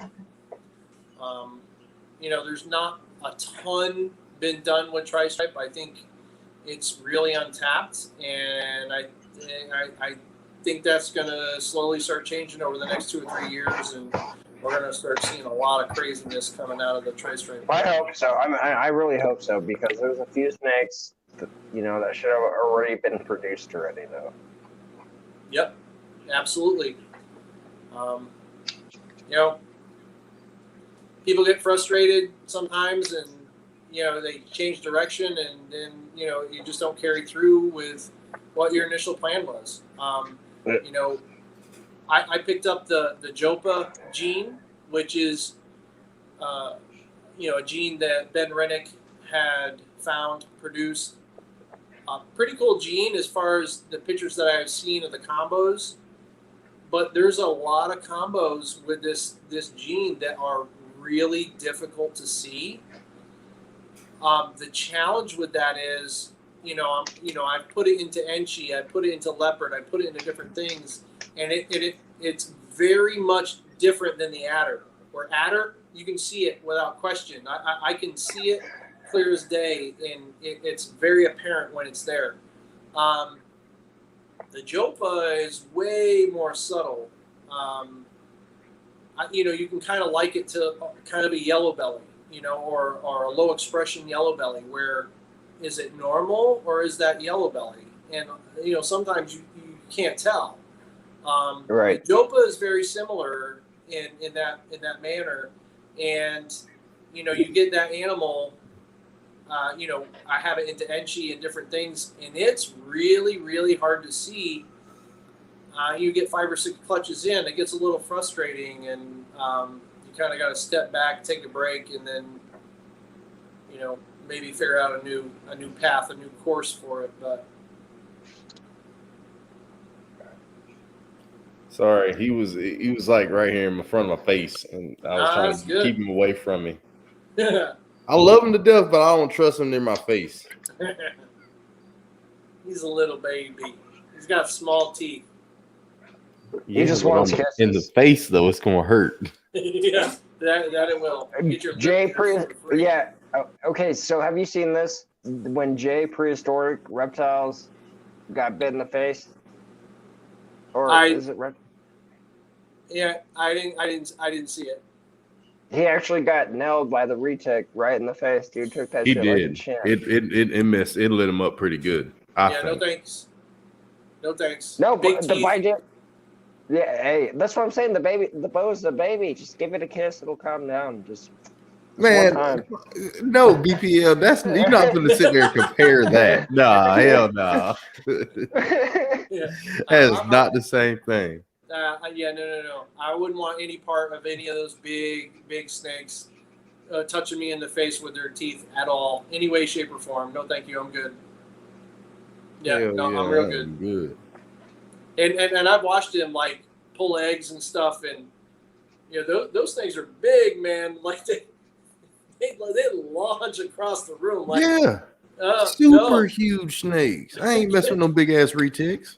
No, I'm good. Oh no, the Iron Dog has some of those. I'm good. Yeah, I like what Garrett Hartle's doing with like the super dwarfs. Those are a little bit more manageable. I might be able to see myself having some of those kind of thing. But the massive 15 to 20 foot retics on 70 eggs. No, not for me. I don't know if you've seen I touched his head earlier, so he don't really mind that too much. Venom says if you probe him right now, he'll love you forever. Till the day you die. It's good, man. I like the color. He's definitely way prettier than I thought he would be. Like, because I mean, the pictures, like I said, don't really do him justice. So you actually look at him like up close. Yeah, because he's really pretty snake. That tail really gets some really dark red. Yeah, that's. I thought it'd be redder than that because, like, it's whenever he first sheds, you can kind of see it a little bit better, but it's not super duper. It's more like a bronze colored red. Yeah. It still looks good. But then again, he also could possibly not be a Guyana red-tailed boa. So, I mean, you never know. So, I trust the people I bought them from because, I bought them from Underground Reptiles. So, I'd assume they have that together. So, yeah. Hey, looks good. My dog almost bit my finger. Bit my finger off. In the chat. Yeah, that's not fun. Back in the day, I had a couple dobies that I was training for Schutzen, which is like a sport training. So you do protection work, obedience, tracking, that kind of stuff. And I would travel from Connecticut to Virginia to do the protection work. And while I was down there, one of the guys was a state trooper that was doing a lot. He was the dummy, so he wore the white suit and all that. And they were working some Malinois, and he took a bite from the Malinois. He took a canine right between the knuckles. It went right because he had his hands kind of tucked up in his sleeve. But they must have come out enough, and the dog went to bite the hand, to bite the sleeve. And the canine went right between the knuckles and had this huge gash right here. I was like, that's probably the worst place to get a cut. right between the knuckles. Ooh, that had to hurt. Yeah, I'm like, start making up stories now. Like you go to the ER and you tell them you got bit by a dog. They're gonna want that dog and they're gonna want to put it down. So true fact. Kind of see the scar that goes right here. My whole left side, though, I have no feeling there. I could pull it, twist it, nothing. My sister's dog bit me when I was 10 years old, and it got me on the face. And I had plastic surgery, so. Wow. So it must, obviously, it took away the primary nerve that, gives you all the feeling and stuff. Correct. Like, my face looked like... Because my sister freaked out, so when she grabbed the dog, when he latched onto me, she pulled him. So it just shredded the whole left side of my face and my lip. And yeah, but I mean, I'm 32 now, so that was what 22 years ago. I moved Yeah. on. Crazy. Still though, like not fun. No, it is what it is though. I wore the bite suit when I was down there, and I've got literally dragged by giant schnauzers like across the field, and that hurts. I mean, you get the pressure, but like you don't get the teeth piece. But when they're right up on they do trap bites, and when they're right up here in that head, it's like, bro, don't regrip and get my neck, because we'd be in all kind of trouble running to the hospital. Yeah. Dogs, you can't mess with dogs, man. Because like I got a pit bull, I got a purebred pit bull, and that motherfucker's huge, son. And he latched on to one of my cousins. He fucked him up. He shouldn't have came in the backyard though. So really quick, Benjamin Pets asked, how do I feel about dogs? I love dogs. So the reason, and DJ says, I bet he doesn't have one. No, you're right. Right now I don't. I had a dog. He was a black sheep dog, and he was cool as shit. And I had him probably like 12 years. He died on me, and ever since then, I never really got another dog. I was probably 26 when he died, so I was like, 20, yeah. So I just never got a dog again. I was like, I can't. Like, it was too heartbreaking, in a way. So that's kind of how I'm probably gonna feel when mine passes away. Because Duke is like 11 years old now. I think he's an old dog, but dude, it sucks when they go. Yeah. I mean, I've had dogs pretty much my whole life, and primarily Dobies. And the last one one of the last ones that we had that we put down for Dobies, I had them for 15 years. Which is a long time for a big breed. Usually they're like 8 to 10, sometimes 12. So 15 is a good stretch, but when they're done, they're done, and it's rough. But yeah, I don't know. They're like a family member. You know what I mean? And having to make that decision of not being able to communicate with them really, and are they suffering, or are they not? And you've got to make the decision whether you're going to put them down or like, dude, it's an emotional roller coaster. It is. But I love them. I'll always have them. So I probably should clarify. My dog didn't just bite my cousin for the hell of it. He what he was doing was, me and my dad he's staying at my parents' house right now because I can't have him at my apartment this year at the place I moved to, even though they said I could. But long story short, my dad, we got like a small mechanic shop in our backyard, and we got a fenced off backyard. And my dad was in the shop back there working on something away from the house, and my cousin tried to sneak in the backyard and surprise him. And my dog didn't recognize him. And when he see him sneaking in the backyard, coming in the backyard, he did what he was supposed to do. Yep. He went over there, grabbed him, and jumped on him, and he started screaming. And my dad came out, and it was a whole deal. But he ain't gonna do that no more. The only benefit there is that it's family, and everybody recognized that the dog was doing what it was supposed to do, and then nothing went to the police or to emergency. That was the main thing.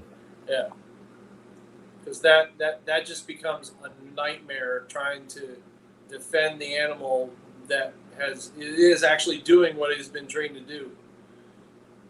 As soon as he see him come back there, it was funny, man. Like, I had never seen him do that before, because this is his first year being an outside dog, because I raised him indoors with me the whole 10 years of his life, because I've had him since he was a newborn baby. So man, that was probably the funniest thing. I mean, it wasn't funny because he got bit, but it was funny for you. It wasn't funny for your cousin. At least I know he'll protect me if it ever came down to it. Yeah, because I thought he'd be scared. Like, he's scared of all kind of stuff. He's scared of squirrels, all that.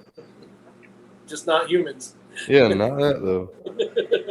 But then I got my nephews and stuff. Like, if I'm over there playing with them, you won't have that kind of issue. But like, I guess that one time he snuck up there. I don't think he liked them anyway. So Because dogs know. It's certain people Oh. dogs just do not like. The best smell. They smell fear from a mile away. Yeah. They smell it. They smell it. Because there's certain people he just never liked. I could bring over one of my friends till this day. He won't start barking at them. And he don't bark at people. But yeah. But we have hit the 2-hour mark. Woo! I truly appreciate you coming up here tonight, man. I truly do. Absolutely. We got to get you back up here. This was honestly a kick-ass hangout. Yeah. Like one of. I had a great time. And I do have the best mohawk on this side of the Mississippi. Yeah, I would have to agree with that. It's better than mine. I just sitting there reading the comments, man. Venom over there always be wilding and thing. My frohawk. A frohawk. But if you want to say any final words, I'll let Josue, and then we'll end the show. Well, we definitely appreciate you coming by to hang out with us. I'm subscribed to you on Instagram. I'll follow you on Instagram and all that stuff. So we definitely have to keep in touch, man, because I love to talk ball python stuff for real. Yeah, and we definitely do this again. You guys get a little like a break and you want to fill it in, just let me know. I'm happy to come on and we can talk more detail about ball pythons or just hang out and BS or whatever. So, yeah, it was really good. So I appreciate you guys bringing me on. It was a blast. If anybody's interested to see what we have going on at the dungeon, we are on Instagram on Ectothermic Dungeon. We're on YouTube under the same. I'm on Facebook, and we have Twitter, but I don't really do much with Twitter. But so yeah, definitely check us out. You got any questions? Give us a holler. We'll do what we can, and I definitely appreciate you guys. Thanks for what you're doing. This is a great idea, and we definitely need more of that community thing for this industry for sure, especially with the stuff that USARC is fighting and the stuff that we're fighting amongst ourselves. So this is good. For sure. Yeah. Thank you. Josue, go ahead. Like I said, yeah, we appreciate all you guys coming to the live stream, hanging out with us, doing all the good stuff, and commenting in the chat. We appreciate Ectothermic Dungeon for coming by, hanging out with us, and we pass it over to BPL.